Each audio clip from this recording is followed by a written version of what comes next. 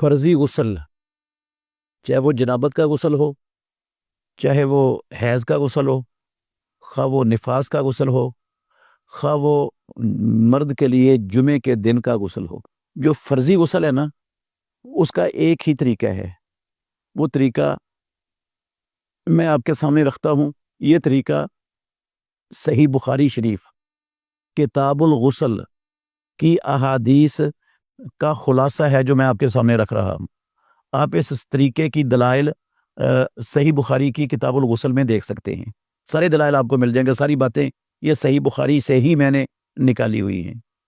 سب سے پہلے اگر انسان کے جسم پر کوئی علائش لگی ہو تو اس کو دھو دینا چاہیے۔ استنجا کی ضرورت ہو تو استنجا کر لینا چاہیے، اور اگر کوئی علائش نہیں ہے، استنجا کی ضرورت نہیں ہے، تو پھر جسم کے مخصوص حصے کو دھونا یا استنجا کرنے کا کوئی مسئلہ اسلام میں نہیں ہے۔ پھر اپنے ہاتھوں کو برتن میں، ٹب میں، بالٹی میں ڈالنے سے پہلے اپنے ہاتھوں کو دھونا چاہیے باہر۔ ہاتھوں کو دھونے کے بعد پھر آپ اس طرح وضو شروع کریں گے جس طرح نماز کا وضو ہوتا ہے، اور نماز کا وضو ہر مسلمان کو معلوم ہے، ہر مسلمان کو پتہ ہے کہ نماز کا وضو کیسے ہوتا ہے۔ رسول مکرم صلی اللہ علیہ وسلم نے ایک تو نیت شرط ہے، فرض ہے وضو میں، کیونکہ کوئی بھی اسلام کا عمل ہے وہ نیت کے بغیر نہیں ہوتا۔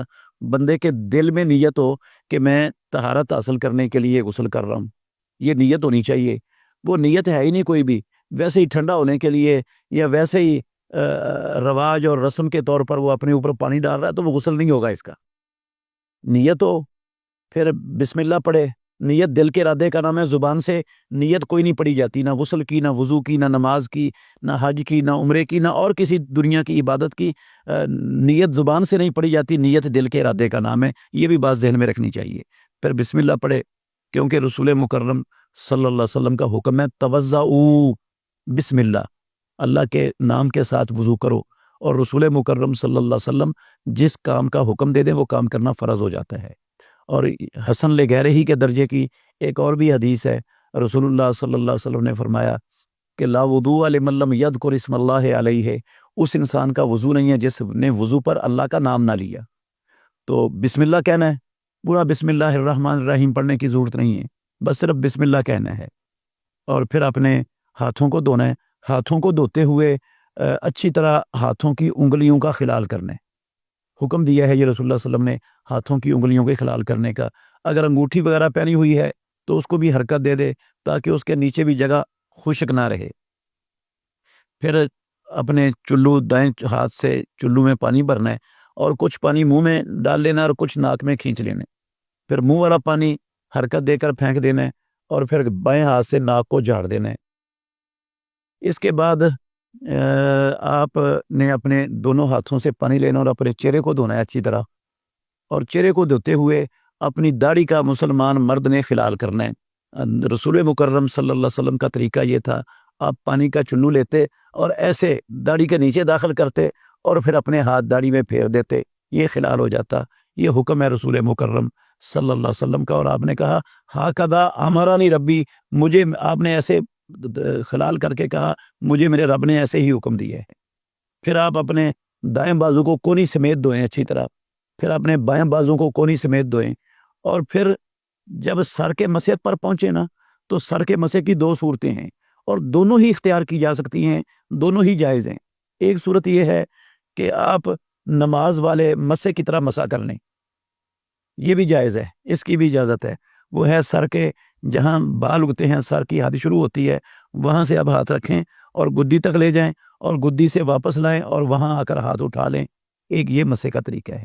دوسرا مسے کا طریقہ فرضی غسل کے اندر یہ ہے کہ اپنی انگلیوں کو تر کریں پانی سے اور اپنے بالوں کی جڑوں میں پھیریں اچھی طرح، اتنا کو کریں کہ آپ کو غالب گمان ہو جائے بالوں کی جڑیں اور سر کی جلد تر ہو گئی ہے۔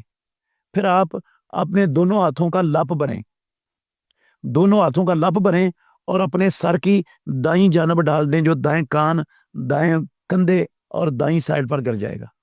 پھر ایک دوسرا لپ بھریں اور بائیں سائڈ پر، سر کی بائیں سائڈ پر ڈال دیں، جو بائیں کان، کندھے اور بائیں سائڈ پر گر جائے گا۔ پھر آپ تیسرا لپ بھریں دونوں ہاتھوں کا، اور تیسرا لپ بھر کر آپ اپنے سر کے درمیان میں ڈال دیں۔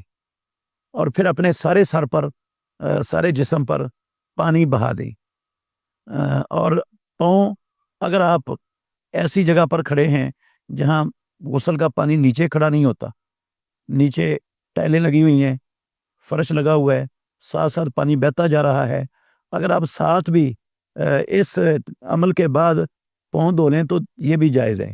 اور اگر آپ نیچے پانی کھڑا ہوتا ہے یا آپ کو وسوسوں کا خطرہ ہے کہ کہیں گندا پانی میرے پاؤں کو نہ لگ گیا ہو، تو پھر واش روم سے باہر نکل کر اپنے پاؤں دھو لیں، تو یہ آپ کا فرضی غسل مکمل ہو جائے گا۔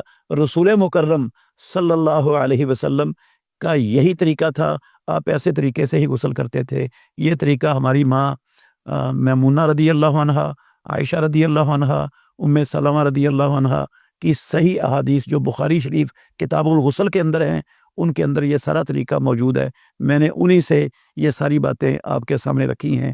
اللہ تعالی ہمیں نبی مکرم صلی اللہ علیہ وسلم کا طریقہ اپنی زندگی کے ہر قدم پر، ہر معاملے میں اختیار کرنے کی اور اس طریقے سے محبت کرنے کی توفیق عطا فرمائے۔